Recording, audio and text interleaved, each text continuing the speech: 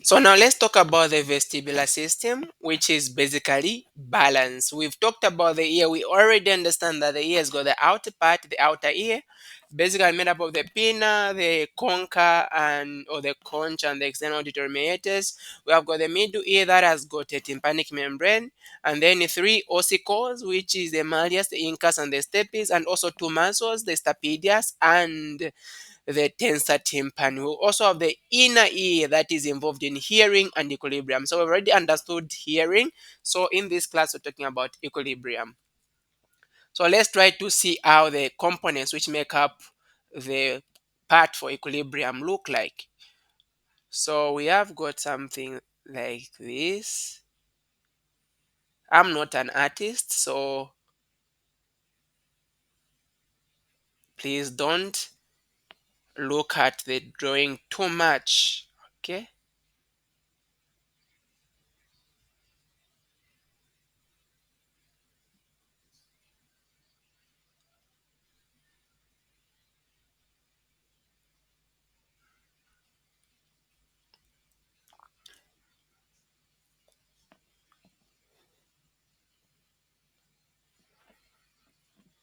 Okay. Hope is going to make sense at least to demonstrate what we are talking about.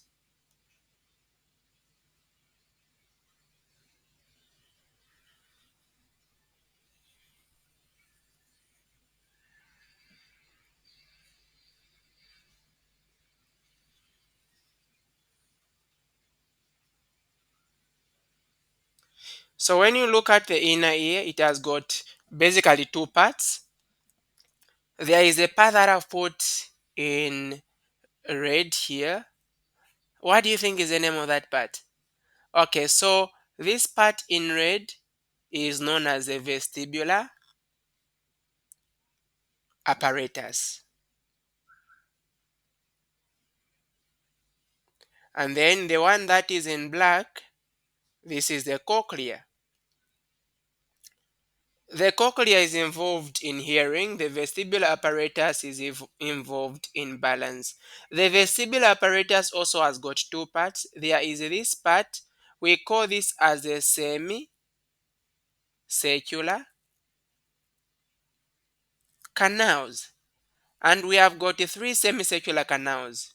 Okay. We have got the lateral, which is also known as horizontal semicircular canals. We have got the anterior semicircular canals, also known as superior, and then we have got the posterior semicircular canals.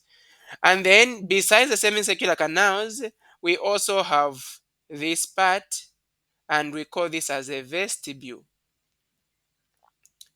The other term that we are going to see for the vestibule is otolith organ. Otolith organ. So the otolith organ has got two parts. You have got the utricle and you have got the circle. You can see that the circle connects the utricle to the cochlea, while the utricle connects the circle to the semicircular canals.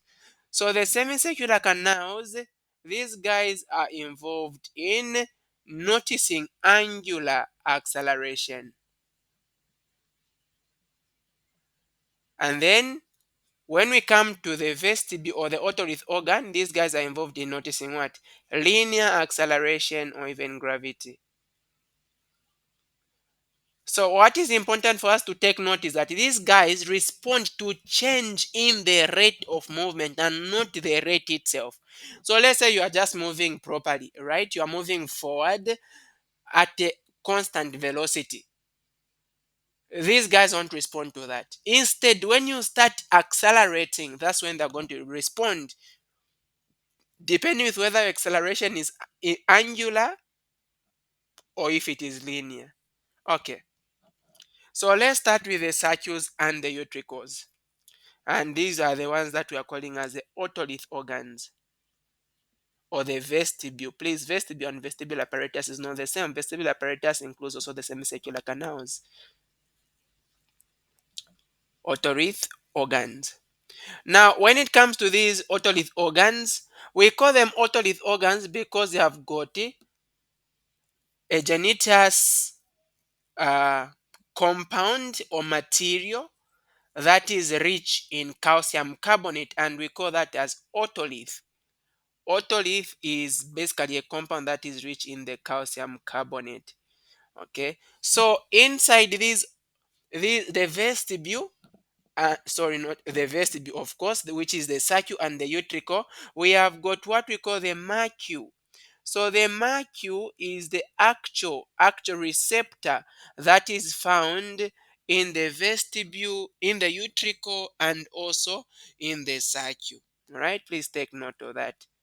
Mercule, these are the what? Sensory organs of both the, the utricle and the sacu, sensory organ.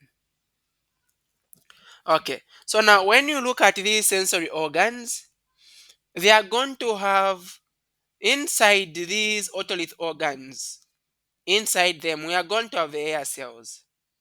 So let's put their orientation. We have got hair cells.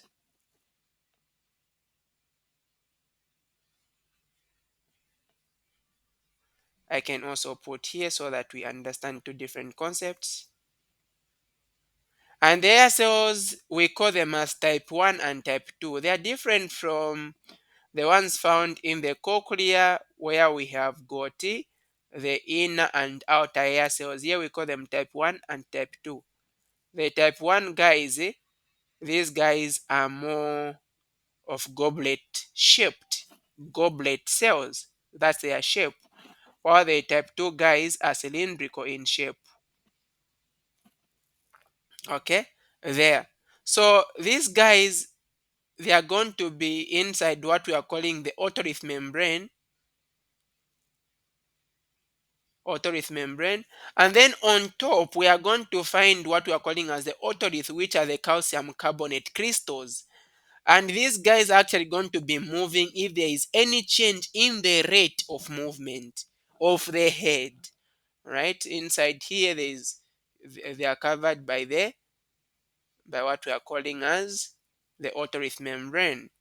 Now the orientation of these guys is different. So the same structure as the structure of the inner and out the structure of the inner and outer hair cells is the same as that of the type 1 and the type 2 hair cells, with the longest being the kynocelia and the others being stereocilia. Kynocelia. The others are known as stereocilia. But in human, the kynocelia disappears, so even the longest is still known as the kynocelia, but we just say it's the longest kynocelia.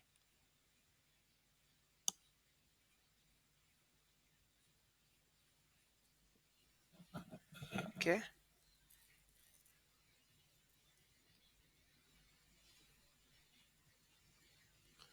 Okay. So what am I trying to put here?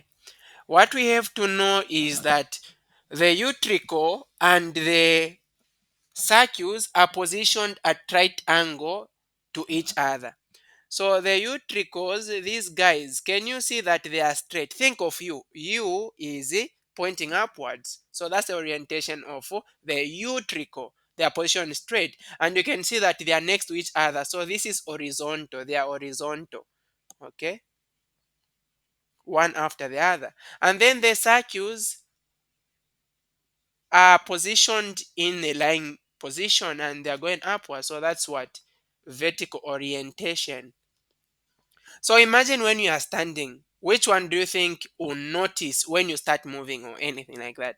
So when you are standing, when you are in an upright position, you can see that your utricles, the areas of your utricles are straight, so they are not really affected.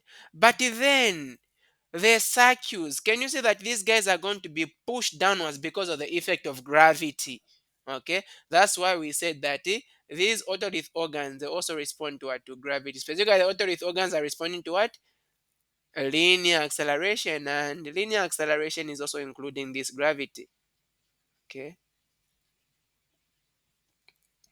So these guys are going to be pushed like that. And so we're going to see that the airs are going to bend, the airs for the circuits.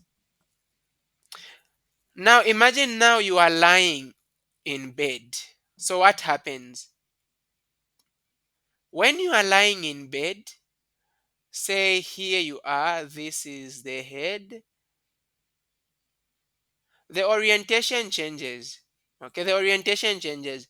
The utricles which were straight, they are now going to be the ones to be horizontal. They will be like this. And then the circuits which were bent, they are the ones that are going to be vertical. Okay, they are now going to be like this. This tells you that when you are lying, the cilia or the utricle will be pushed. So you're going to be able to push against it, and so it will go downwards like that because of the effect of gravity. Please, it is important that you understand this, all right? So hope we have gotten this. This is basically when it comes to the otolith organs or the vestibule. Now you need to know also something. The When you talk about this circle, it is going to be connected to the utricle via what is known as the utricular circular duct. Okay, what is the function of this guy? The utricular circular duct. This utricular duct is connecting the utricle and the circle even from the word. One important thing that you need to know is that the utricular duct has what we call the endolymphatic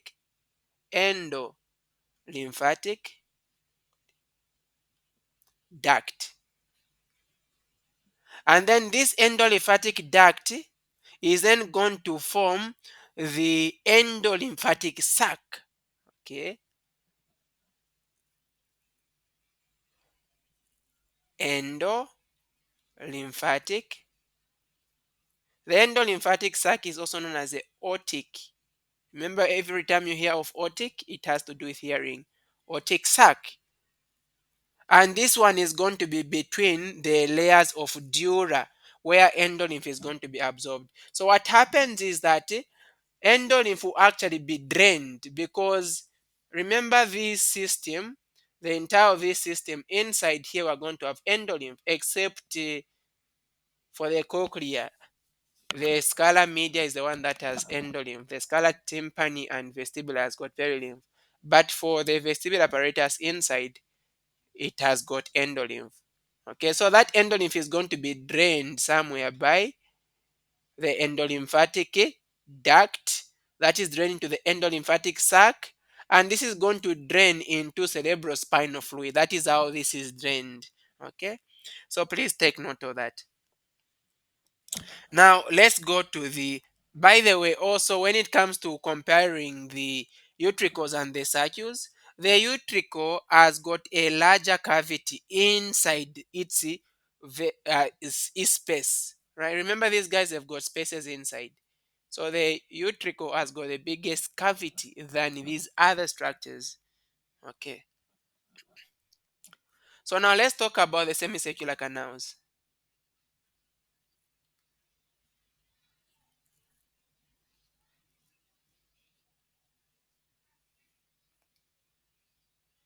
What is the role of these guys? Semicircular canals are going to be involved in noticing angular acceleration. Important there to know. And they also have their sensory organs.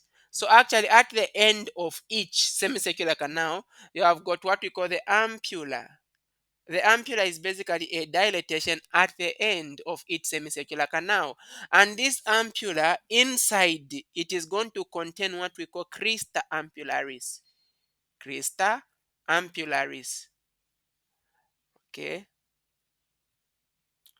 Okay, so that is what it is. So now the end of the ampulla contains also, remember the end of the ampulla has got the crista ampullaris, which is going to contain what we call the cup.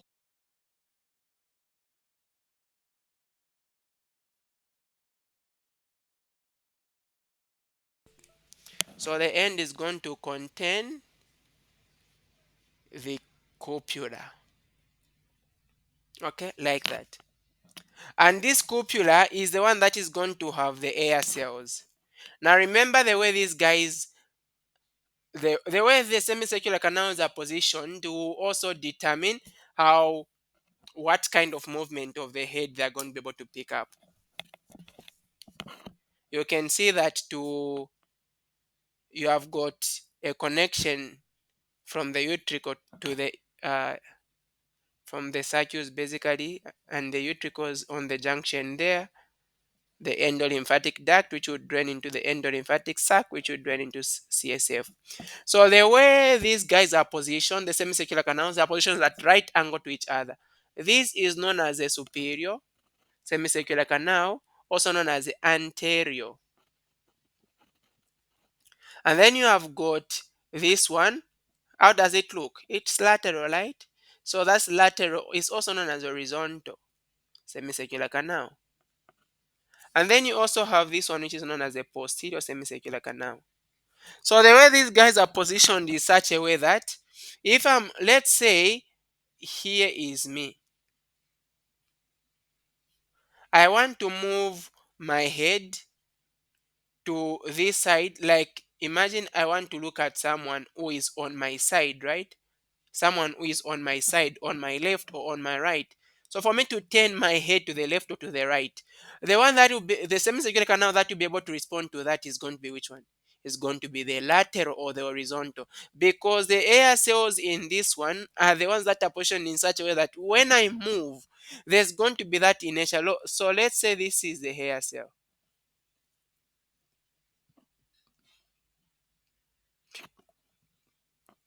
So if I turn my head in this direction, the otolith organ also will turn in that direction. But because of inertia, there's going to be a lag. All right? The hairs are going to lag behind. So the hairs are going to be turned in the opposite direction. So what you are going to now be able to see is this.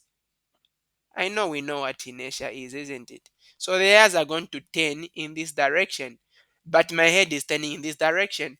And you can see, well, here the airs are going to be like that, so it more communicates well if I turn my head to the left or to the right, why it is the lateral semicircular canal that is responding, isn't it? And then let's say here is my head, and then I want to nod. Okay, I want to move my head up and down. Which one do you think is going to respond to that? I want to nod my head. Okay, so when it comes to the nodding of the head, look at this, the way these guys are positioned. Maybe there should be another diagram that we can understand even much. Okay, look at this. This is the anterior or the superior. So nodding of the head is actually going to affect that one. And then if I want to turn in another direction, let's say here is the head.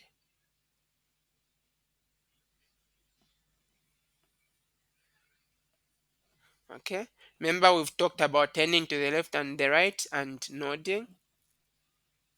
What other movement can you perform? Imagine I want to turn my head. I want to turn it. Okay, I can use this same orientation, this one which is here. I want to move my head like so. I want to turn it downward. I can turn it downwards this side or downwards this side. Which semicircular canal do you think is going to be able to respond to that? That's a posterior. Just look at the orientation. Okay, so it will be able to respond well. Is there another diagram that we can use? Look at the way the posterior is arranged. Okay, so this is how these guys will be able to respond to all these different movements. Now what is important is us understanding the physiology of what is happening here. Now the physiology of balance is going to be the same as that of hearing. The type 1 cells and the type 2 air cells are also they are the structure is the same. They are connected also by what we are calling tip links. And these tip links contain what we call the potassium potassium gated channels. So if there is any movement and the shortest stereocilia moves towards the longest, potassium is going to be able to flow in. When potassium flows in at the bottom, is now going to be able to flow out, and then calcium will be able to flow in. When calcium flows in, it's going to lead to exocytosis of glutamate. And then this glutamate that has been exocytosed is going to attach to the postsynaptic cell.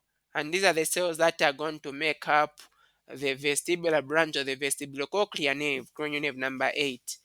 Right? So this glutamate, when it attaches to these cells, is going to lead to depolarizing potentials, and a lot of them, because you don't only have one of these, there are a lot. These depolarizing potentials are now going to lead to a traction potential that is going to be generated and sent to the central nervous system. But take note of this, because you have got two structures responding to two different things. You have got the semicircular canal is responding to angular acceleration, and then the vestibule, which is responding to linear acceleration. So you are going to have two ganglias here. You are going to have a ganglia that is coming from the semicircular canal. Remember, a ganglia is basically collection of cell bodies. Okay, that is going to be it there. And then you are also going to have the ganglia coming from the utricle and the circules. These two are now going to come and form one nerve, which we are calling as the cochlear division of the vestibulocochlear. Remember, we also have another ganglia, and that one we call it the spiral ganglia, which is coming from these nerves, coming from the ones that are carrying hearing. That will be the spiral ganglia. And so that now is going to come, and that is forming what we are calling as a cochlear nerve. So the cochlear nerve and the vestibular nerve will now join to form the vestibulocochlear nerve that is going to go to the central nervous system.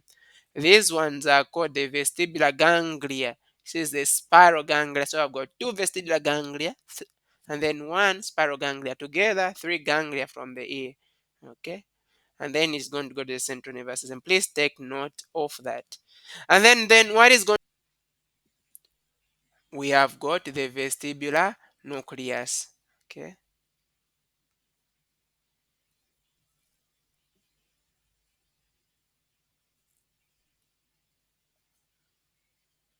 and then what is going to be happening is that information has come from the ear, from the parts of the ear there, specifically the vestibular apparatus, and then that information is going to go to the ear.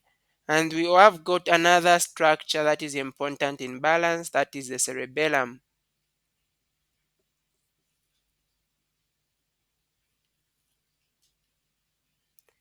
So look at how the information will be able to flow.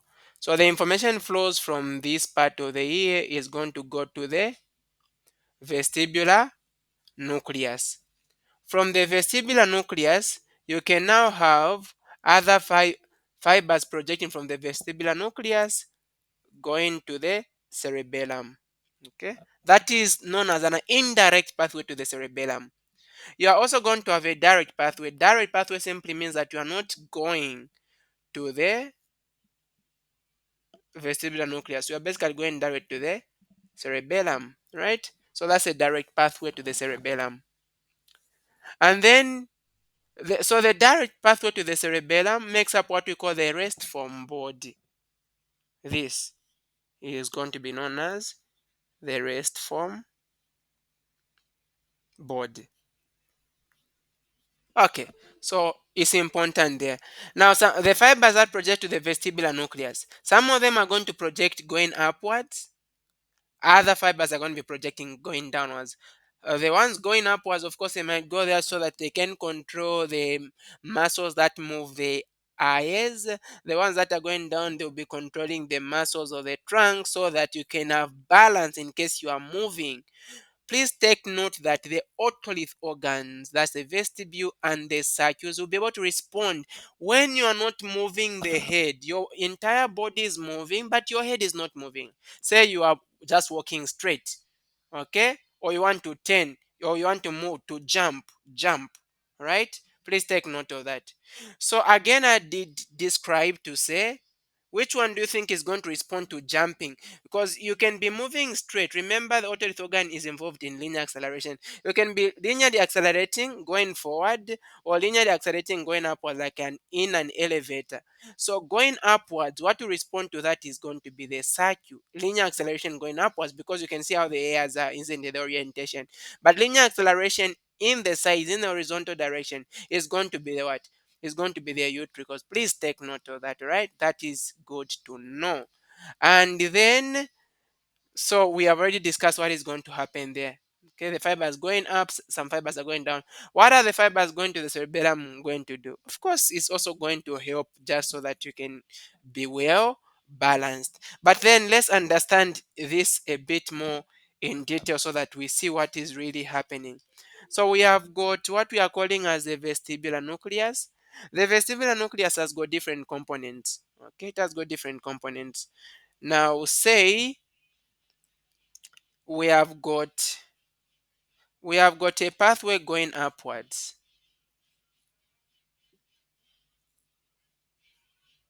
and this pathway is going to take us to cranial nerve nuclei. And specifically, which cranial nerves are important in turning the eyes? Because remember, balance is basically how you're going to respond, how your eyes will be able to respond when you are moving.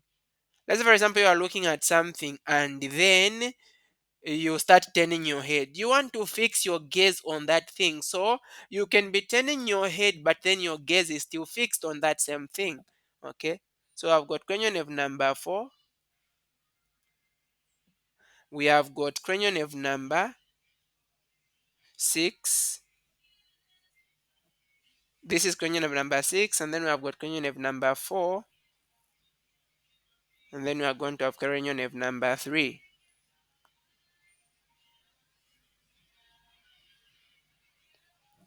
Same way also on the other side, cranial nerve number 3, cranial nerve number 4, and cranial nerve number 6. Okay, so now what is happening is this. We have got our nucleus, the vestibular nucleus. It has components also. The vestibular nucleus has got components. It has got 4 components. I'm going to divide it like this. We have got 2 components on top which are small. Remember, the entire of this structure is the vestibular nucleus. So medially we have got the medial vestibular nucleus, and then this one here is known as the inferior. It is bigger. The inferior vestibular nucleus. This is going to be the lateral, and this is going to be the superior vestibular nucleus. Okay, please take note of that. So then what is going to happen here is that the fibers that are projecting, this is important to know, please. Can I also put the cerebellum? Let me put the cerebellum here.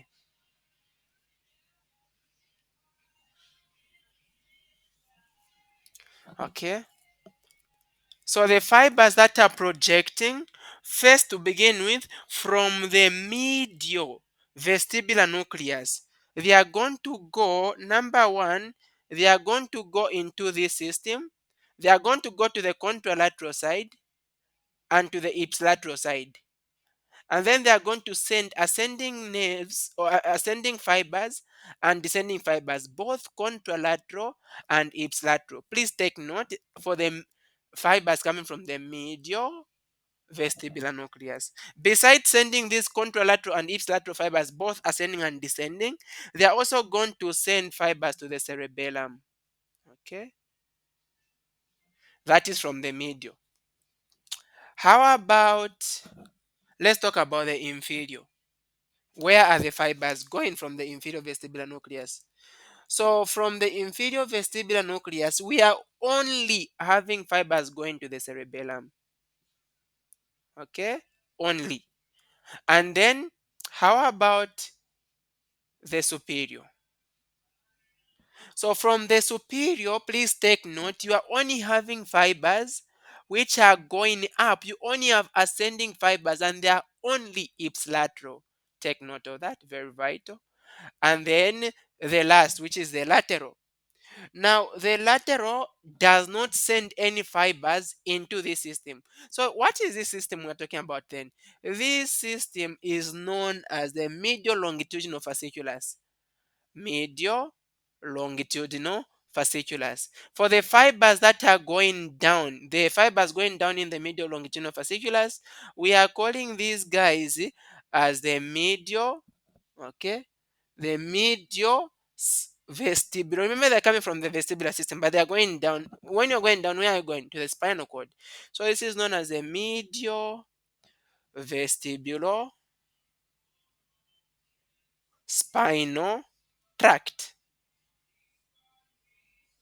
Okay, there. How about the lateral? So the lateral nucleus only sends fibers going downwards, and it forms its own system. It forms its own tract, and we call that as the lateral vestibulospinal tract. Okay, lateral vestibulospinal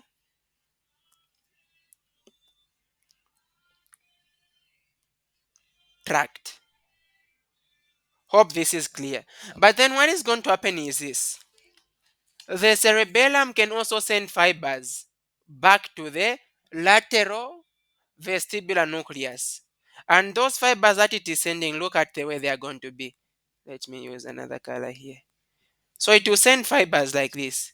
It is only sending to the lateral vestibular nucleus. It can send both stimulatory fibers or inhibitory fibers, the cerebellum. So the stimulatory fibers going to the to the lateral lateral vestibular nucleus from the cerebellum. They are coming from what we call the fastidial nucleus of the cerebellum. Fastidio. And then those which are inhibitory in nature, they are coming from what we call the Purkinje cells. Okay, so now let's do an overview talking about all the fibers, ascending fibers, descending fibers, and the rest. Let's start with the ascending fibers. Where are the ascending fibers coming from?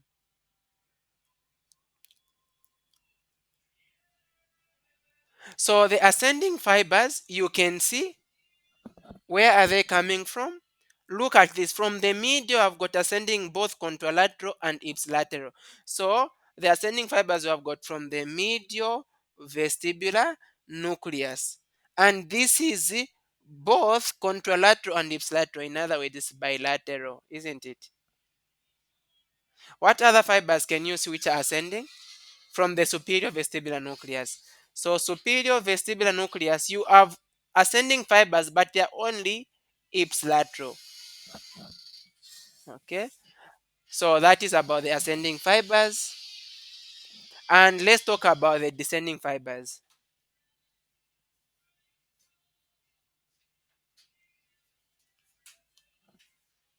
Just so that we know, the ascending fibers which are coming from medial vestibular nucleus, they are going to cranial nerve number 3, number 4, and number 6. To the nucleus, sorry, to the nucleus of these cranial nerves. And then those which are coming from, or is supposed to be from the middle, are the ones which are bilateral from 3, 4, and 6. And then you have got the one which is only ipsilateral. The ipsilateral is only going to cranial nerve number 3 and number 4. And then the descending fibers, let's look at them. You can see they are also coming from the medial. Okay, medial vestibular nucleus, medial vestibular nucleus. And can you see that these guys are projecting in which tract? The medial vestibulospinal tract. All right, which other descending fibers can you see? So you also have the lateral vestibulospinal tract. Okay, the lateral vestibulospinal tract. The lateral guys are moving in the lateral what? In the lateral longitudinal fasciculars. They are just moving along actually. Alright, they are not part of this tract here. Do you have any other ascending fibers? These are the ones. And what is the aim of the descending fibers? The descending fibers are just going to the muscles of the head and the neck so that you can adjust the position of your head or your neck in response to any imbalance. All right. We have also fibers that are going to the cerebellum.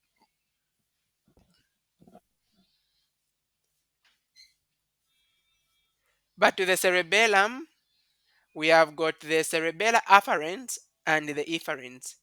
Let's start with the afferents, those going to the cerebellum. Which ones are the afferents to the cerebellum? If you can see from the inferior and from the middle, right? From the medial, not middle. So the medial vestibular nucleus and the inferior vestibular nucleus. These are the descending. And these guys, we call them indirect. All right? These are the indirect fibers to the cerebellum. Remember, we've got the direct, which we are moving in what? In what we call the rest form body. Those are the direct ones. Okay?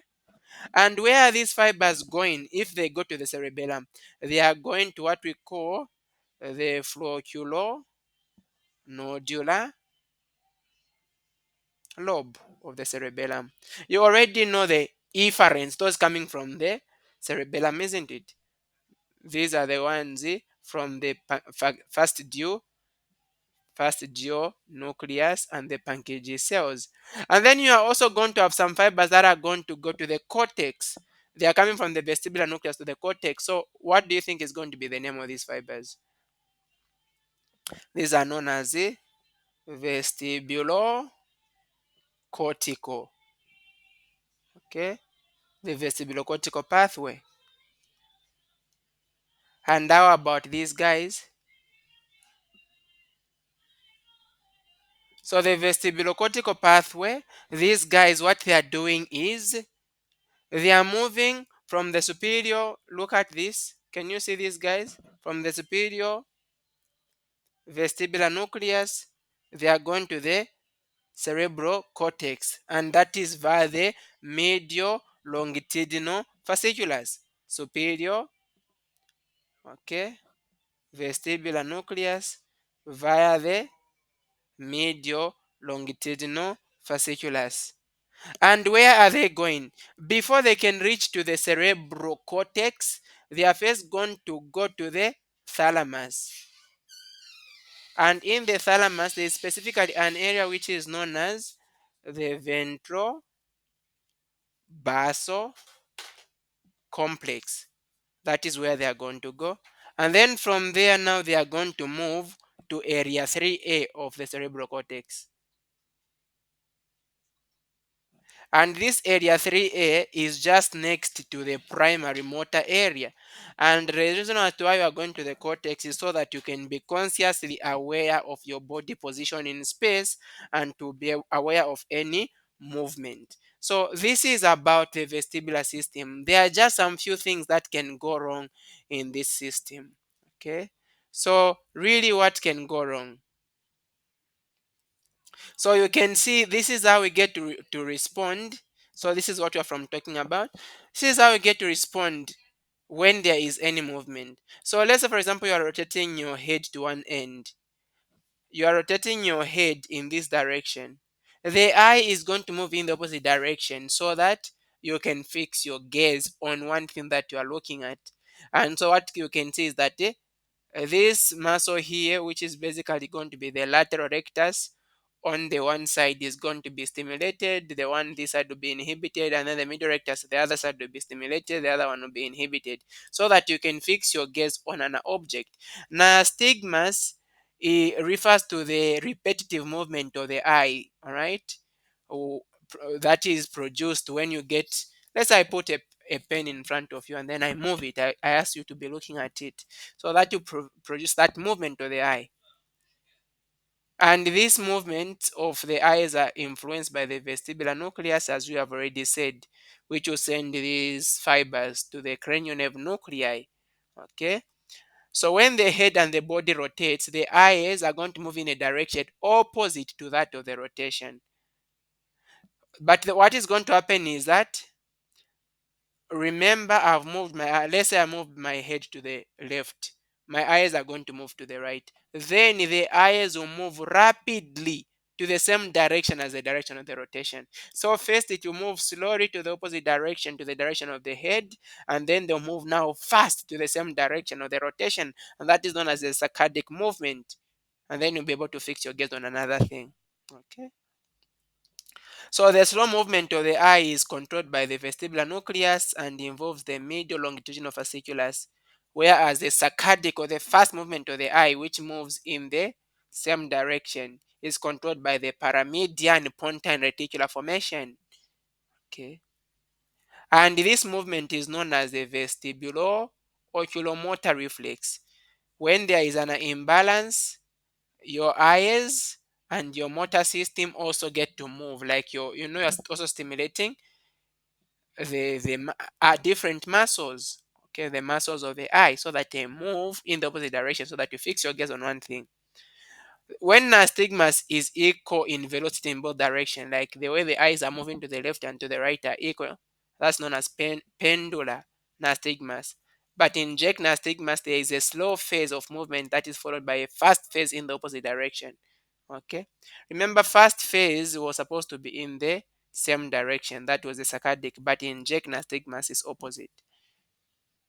Caloric test is where you just get water, you pour in the ear, and then it will stimulate the eyes to move in one direction. So if you pour hot water in the one ear, the eye is going to tend to the opposite direction. But if you pour cold water in the ear, the eye will tend to face that same direction of the ear where you have poured the water. Vertigo is a condition where you have got a sensation as though you are moving, but you are not actually moving. It's just a sensation that you are moving, but you are not moving. Okay, so you usually accompanied by nausea, vomiting, and some gait attacks, their instability. The cause can be some dirt in the ear, debris of the otolytic membrane located in the sacrum and utricle. Okay, and it can also be it can be caused by peripheral vestibular lesion. If we're talking about peripheral, this is the here, right? This is the ear. This is the nerve, and then you are going to have the nucleus here. So starting from the ear itself and the nerve, this is known as a peripheral. So if there's a region on either the labyrinth, that is the ear itself, or the nerve, the vestibular branch of the vestibulocochlea, that is the peripheral vestibular region. But the central region has to do with the brain stem. Okay. So vertigo that is produced by lesion to the peripheral system is brief and is always accompanied by unidirectional but not vertical nystagmus. The one that is due to the central lesion is not accompanied by nystagmus, but nystagmus, if it is present, it the central lesion is not accompanied by nystagmus, but sometimes can be accompanied by stigmas. Take note of that. And when nystagmus is present, it can either be vertical unidirectional or multidirectional, opposite to the one for peripheral where it is only unidirectional. So how can you treat nystagmus? Because you are feeling like you are turning, but even when you are sitting. So you can use H1 receptor antagonists like piperizines. Okay, the derivative of piperizine like cyclizine, meclizine. You can as well use promethazine. Promethazine is even better because it can help in what? In those symptoms accompanied by vertigo, like vomiting. Okay. So basically, this is it. And I just want you to look at one question. This one. A 33-year-old woman began to have episodes about 3 years ago in which loud sounds caused her eyes to twitch and made the outside world appear to rotate. What's that? Vertigo, right? In unsteadiness and loss of balance. Testing revealed that loud, low frequency sound delivered to her right but not left ear caused the vertigo tosino nystagmus. During the first phase, The eyes moved downward and rotated counterclockwise direction as seen by the other. Draw a well-labeled diagram showing the major anatomical features of the vestibular labyrinth. Explain the physiology of the vestibular labyrinth. When you're explaining the physiology, don't forget about the ionic basis. That's physiology, all right? And then, with a suitable example, name two groups of drugs that you could have used in the acute phase of this patient's disorder and explain how these drugs work in a condition. Okay, so these are some questions you can get to attempt, but we are going to answer them in the next class. The vestibular apparatus, you can see that hearing loss is best diagnosed as regarding sound in the middle ear. You can look at that. The basilar membrane, typical effect of aging on special senses. Tympanic membrane, the hair cells in the semicircular canals are stimulated by which one stimulates the hair cells or semicircular canals? Remember, it's supposed to be angular acceleration. Okay, you can also look at that. The vestibulo-ocular reflex depends on all the following except trochlear nucleus, medial longitudinal fasciculus, nystagmus, superior vestibular nucleus, lateral vestibular nucleus. Which one is not? Remember what we said? Okay. Did the lateral ever take any nerves? Anyway, you can look at it. The muscles of the middle ear, what are their functions? If you are placed in a chair and spun around, so that is testing for nystagmus when you are put in a chair and then spun around, just the same way like you getting water you pour in the ear. Which are the following cells in the inner ear involved in detecting movement of the head? Okay. Hair cells of the macule, outer hair cells, inner ear cells, cells of Hessen, hair cells in the organ of Corti, that's hearing. Anyway, you can still look at it, but you can even see the answer. When the head is rotated to the left, what is going to happen? In the cochlea, the hair cells in the semicircular canals are stimulated by, remember it is in the semicircular canal. This is a repeated question. Is it a movement of perilymph? We don't even have that. Linear acceleration, semicircular. Gravity, semicircular. Really not. Okay. In the vestibular apparatus, we can as well get to look at these other questions. We are going to answer them in the next class, right? So be able to check it through. Thank you so much. You can as well suggest the topics that you want to be covered in the comment section so that we can be able to work on them as quickly as possible. Thank you so much and have a blessed day.